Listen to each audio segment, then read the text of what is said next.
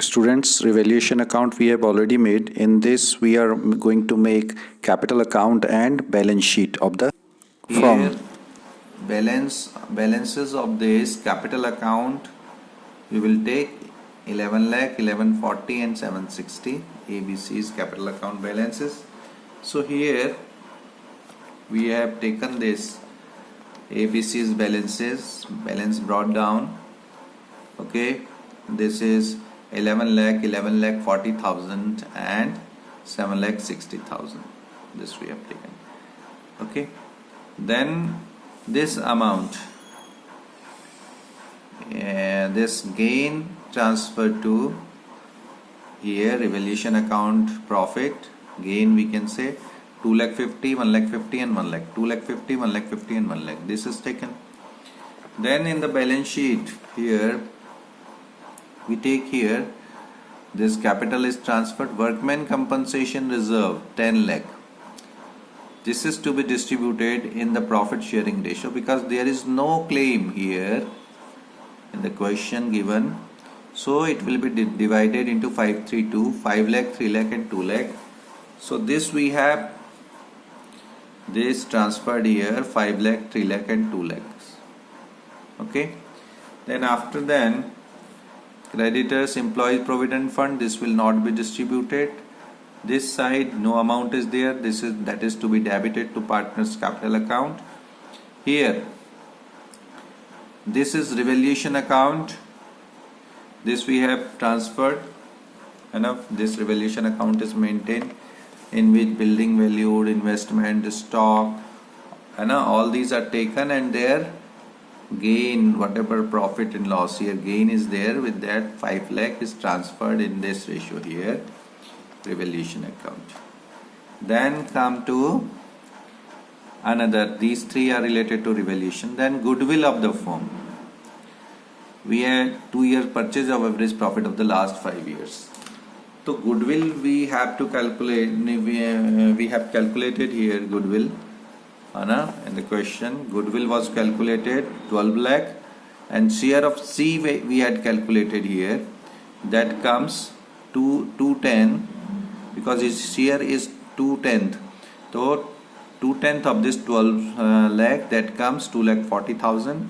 This 2,40,000 will be borne by A and B in ratio of this 5:3 because there is no new profit sharing ratio is given.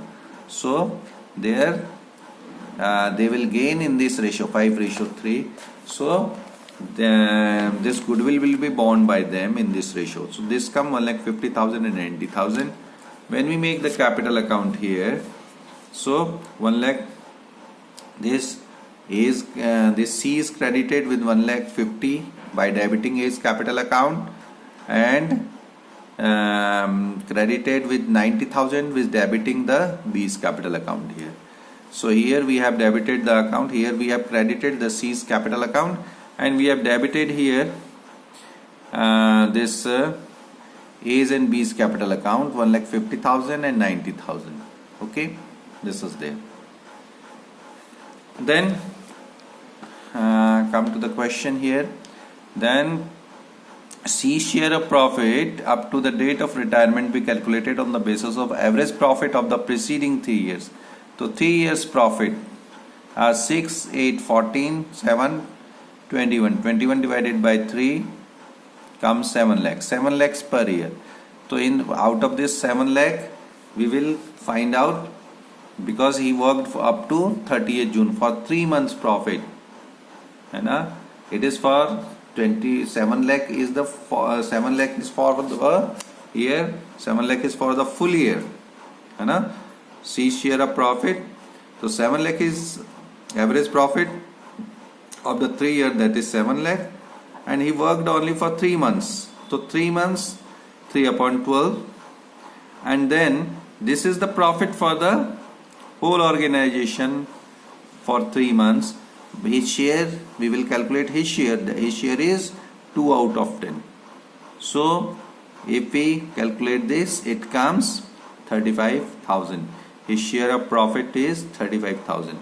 So because this year is not come to an end, है ना, books are not closed, so this amount will be given to C, ठीक है, by debiting P&L suspense account. So 35,000 will be transferred to his account. C will be credited and from P&L suspense account.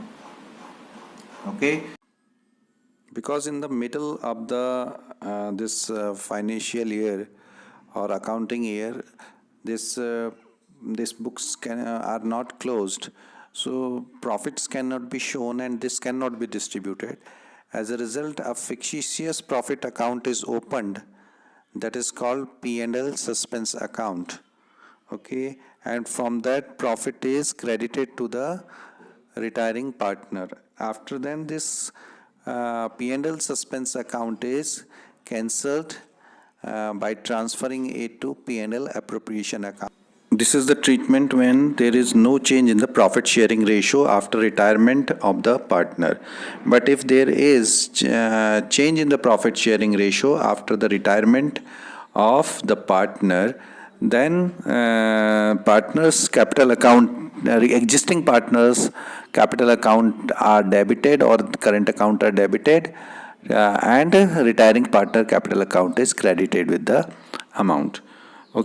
Amount is to be paid to C, this much, okay, 7,60,000 for his capital, workman compensation reserve 2 lakh, revaluation 1 lakh, this amount of goodwill 2,40,000, then his share of profit, it comes 13,35,000. No debit amount is there, or this will be transferred to his loan account, 13,35,000. This is given.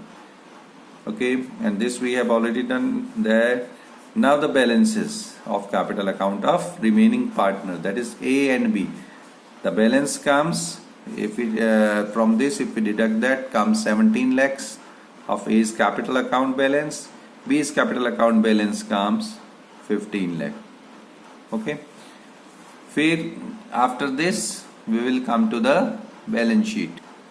Balance sheet, we will take the old balance sheet first, and on the basis of that, we will make the new balance sheet. Here, building is shown asset side 18 lakhs, and here in adjustment, you can clearly see that building be valued 22 lakhs, means building is increased by 4 lakhs. So 22,000 we will show it in the books, the building 22 lakhs. Then comes investment 4 lakhs.